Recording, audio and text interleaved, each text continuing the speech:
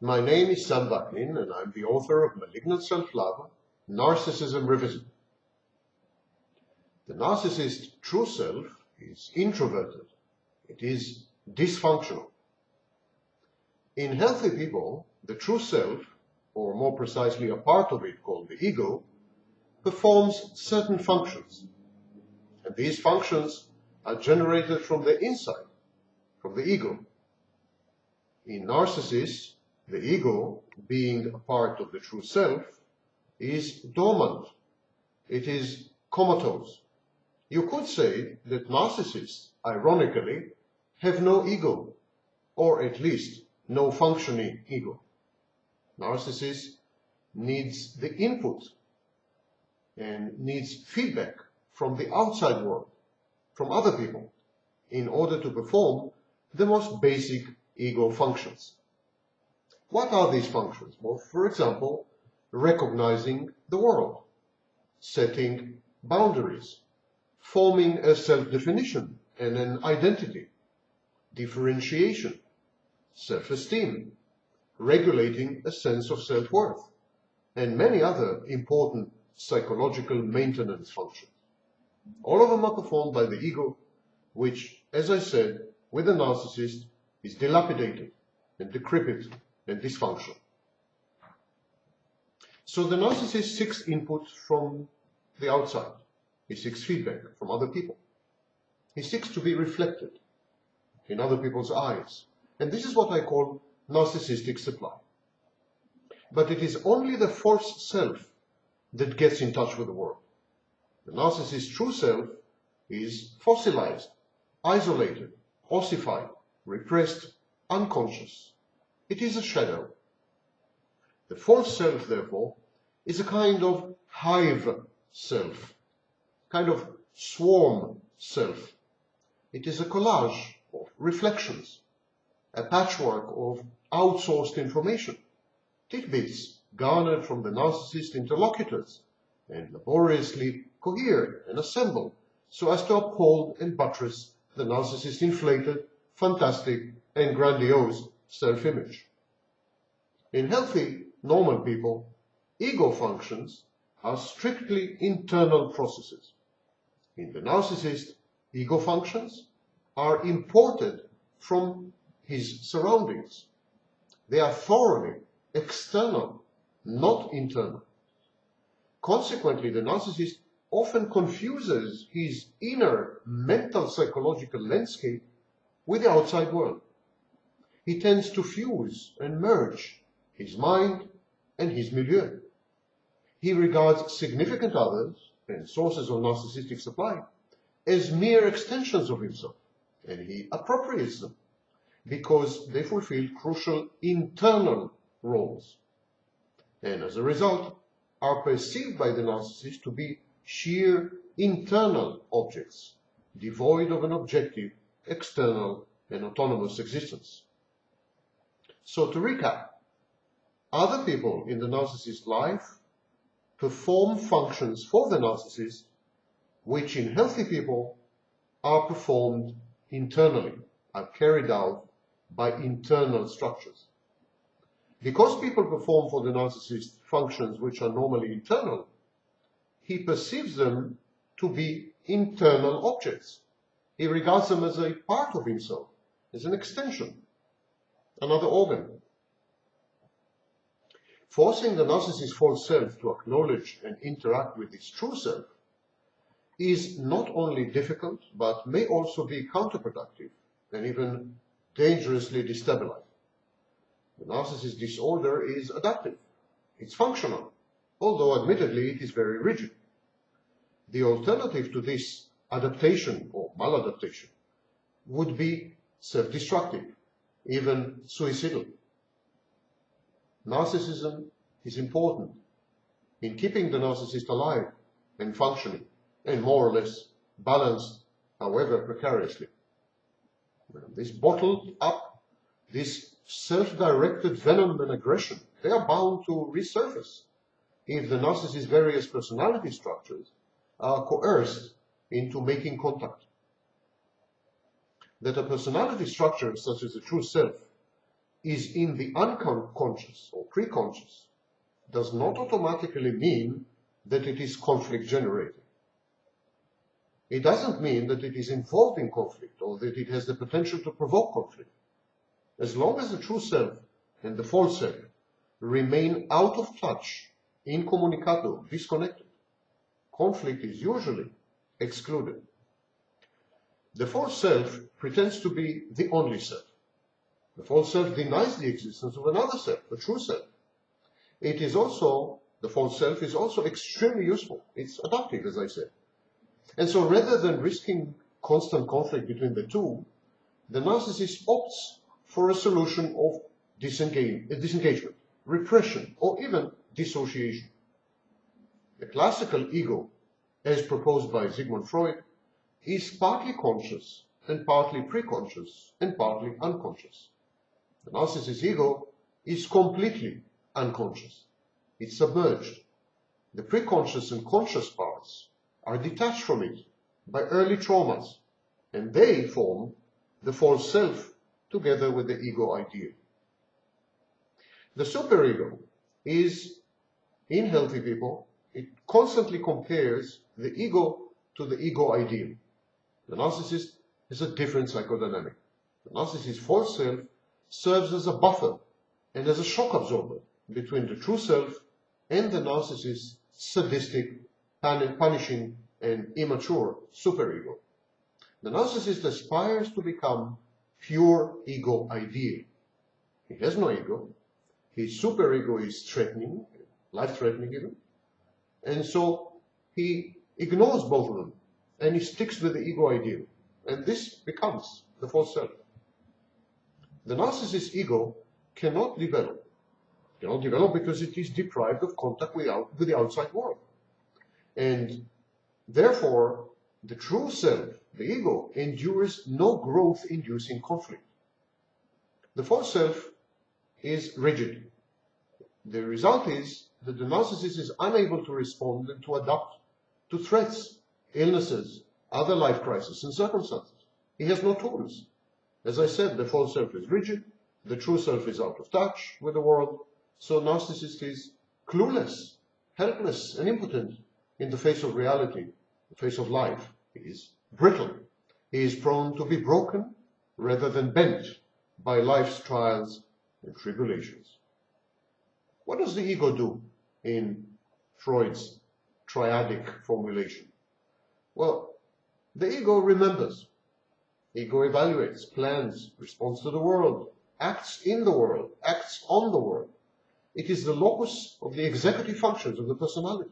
It integrates the inner world with the outer world, or in Freud's lingo, the id with the superego. The ego acts under a reality principle rather than a pleasure principle. This means that the ego is in charge of delaying gratification, of planning. The ego postpones pleasurable acts until they can be carried out both safely and successfully. The ego is therefore in an ungrateful position. It's, on one hand, unfulfilled desires, urges, and drives produce unease and anxiety because they are not fulfilled. And on the other hand, reckless fulfillment of desires is diametrically opposed to self-preservation and survival. So the ego has to mediate these tensions. It has to acknowledge desires and urges and drives, but then postpone them until circumstances are right, or indefinitely.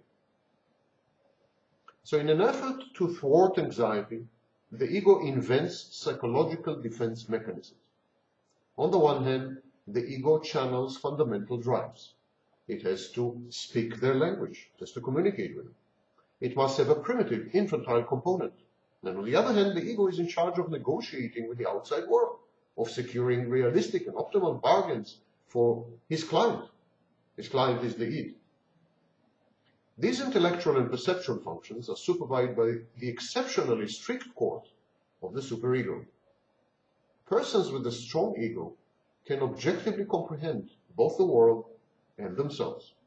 In other words, they are possessed of insight. They are able to contemplate longer time spans. They're able to plan. They're able to forecast, to schedule, to collaborate with other people to achieve goals and results, etc., etc. These kind of people, healthy people with a healthy ego, they choose decisively among alternatives and they follow their resolve. They are aware of the existence of their drives. They are prone to having desires and urges like everyone else, but they control them. They channel them in socially acceptable ways. They resist pressures, social pressures, other pressures. They choose their course, they pursue it. They have an inner compass. It's called the sense of self-worth. Their sense of self-worth is not labile, it's stable. The weaker the ego is, the more infantile and impulsive the owner of the ego, the more distorted his or her perception of his self and of reality. A weak ego is incapable of productive work in the long run. And so the narcissist is an even more extreme case. The narcissist's ego is not weak, it's non-existent. The narcissist has a fake, substitute ego, the false self. This is why the narcissist energy is always drained, always depleted. He spends most of it on maintaining, protecting, and preserving the warped, unrealistic images of his false self and his fake world. The narcissist is a person exhausted by his own absence. The healthy ego preserves some sense of continuity and consistency. It serves as a point of reference. It relates events of the past to actions at the present, and it relates these to plans of the future. It incorporates memory, anticipation, imagination, intellect. It defines where the individual ends and where the world begins. It's an interface, flexible, wise, informed, intelligent. Though not coextensive with the body, though it is not coextensive with the personality, the healthy ego is a close approximation of both. In the narcissistic condition, all these functions are relegated to the false self. The false self halo of confabulation. The fact that it is false, not authentic, not genuine, a concoction, a piece of fiction, a narrative, an invention, a script. This fact of its falsity, it rubs off on all the functions it carries out. The narcissist is bound to develop false memories, a false biography, conjure up false fantasies, anticipate the unrealistic, work his intellect to justify these fantasies, etc., etc., getting more and more divorced from reality, failing the reality test more and more, until finally he detaches completely, and in some extreme cases, becomes psychotic. The falsity of the false self is double. Not only is it not the real thing, the real McCoy, because it's not, the false self also operates on false premises. It is a false and wrong gauge of the world. It fails the narcissist. It doesn't allow the narcissist to calibrate properly. It forcefully and inefficiently regulates the narcissist's drives. It fails to thwart anxiety. It's not working well most of the time, because nothing which is not grounded in reality cannot cope with reality properly. And if you can't cope with reality properly, then you are dysfunctional. And if you're dysfunctional, then you're anxious. And if you're anxious, you become compulsive. And so it goes. The false self provides a false sense of continuity and of a personal center. It weaves an enchanted and grandiose fable as a substitute to reality. The narcissist gravitates out of his self, out of his true self, out of his core, and into a plot, a story, a narrative. The narcissist continuously feels that he is a character in a movie, kind of a fraudulent invention, a con artist to be momentarily exposed and summarily, socially ostracized and excluded. Moreover, the narcissist cannot be consistent. He cannot be coherent. His false self is preoccupied with the pursuit of narcissistic supply. The narcissist has no boundaries because his ego is not sufficiently defined. It's not fully differentiated. The only constancy in the narcissist world is the narcissist's feelings of diffusion, of imminent annulment. This is especially true in life crisis, when the false self, the false ego, ceases to function. The narcissist then has no defenses from the world. He kind of breaks apart, disintegrates, becomes a cloud of molecules. From the developmental point of view, all of this is pretty easily accounted for. Narcissism starts in early childhood. It may have a genetic component, it may be based on a genetic predisposition, but it is a reaction to life's circumstances, mainly a variety of forms of abuse. So it starts in childhood, and the child reacts to stimuli, both internal and external. The child cannot, however, control, alter, or anticipate these stimuli. Instead, the child develops mechanisms to regulate the resulting tensions and anxieties and fears that these stimuli provoke. The child's pursuit of mastery of his environment is therefore compulsive. The child is obsessed with securing gratification and gratifying this security.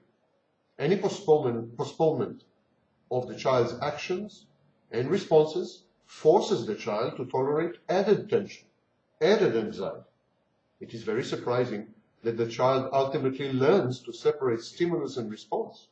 It's very surprising that any child ever learns to delay gratification. This miracle of expedient self-denial has to do with the development of intellectual skills. Intellectual skills and the socialization process put together, they allow the child to function properly in the world, in reality, in society. The intellect is nothing but a representation of the world. Through the intellect, the ego examines reality vicariously, without suffering the consequences of possible errors. So the intellect is a little like a computer simulation.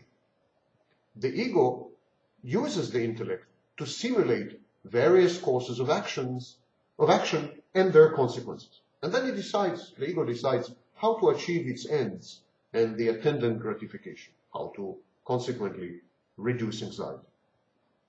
The intellect is what allows the child to anticipate the world, what makes the child believe in the accuracy and high probability of his predictions. It renders the world less hostile, more predictable. It is through the intellect that the concepts of laws of nature, predictability through order, these concepts are introduced through the intellect. Causality, consistency, they're all mediated through the intellect. But the intellect is best served with an emotional complement, a garnish of emotions. Our picture of the world and of our place in the world emerges from experience, but experience is both cognitive and emotional. Socialization is a verbal communicative element, but decoupled from a strong emotional component, it remains a dead letter. Ask any psychopath. An example. The child is likely to learn from his parents and from other adults that the world is predictable, it's law-abiding, it's orderly. However, if his primary objects, in other words, his mother, his father, adult role models, if his primary objects, caretakers, if they behave in a capricious, discriminating, unpredictable, unlawful, abusive, or indifferent manner, this obviates what the child has learned to expect from the world. It hurts, and the conflict between cognition and emotion then becomes powerful, overpowering. It is bound to paralyze the ego functions of the child. The accumulation and retention of past events is a prerequisite for both thinking and judgment. Both are impaired if one's personal history contradicts the content of the superego and the lessons of the socialization process. Narcissists are victims of such a glaring discrepancy between what adult figures in their lives had preached and their contradictory behavior and courses of action. Many adults let down children by saying one thing and behaving differently when the walk is not the talk. Once victimized, the narcissist swears no more. He will not be a victim anymore. He will do the victimizing. He will become the abuser. He will be that superior figure that has the power to inflict pain on others. As a decoy, the narcissist presents to the world his false self, but he falls prey to his own devices, internally impoverished, undernourished emotionally, isolated, cushioned to the point of suffocation. The true self degenerates, decays. The narcissist wakes up one day to find that he is at the mercy of his false self, that he has been body snatched, that he is being abused as much as his victims are.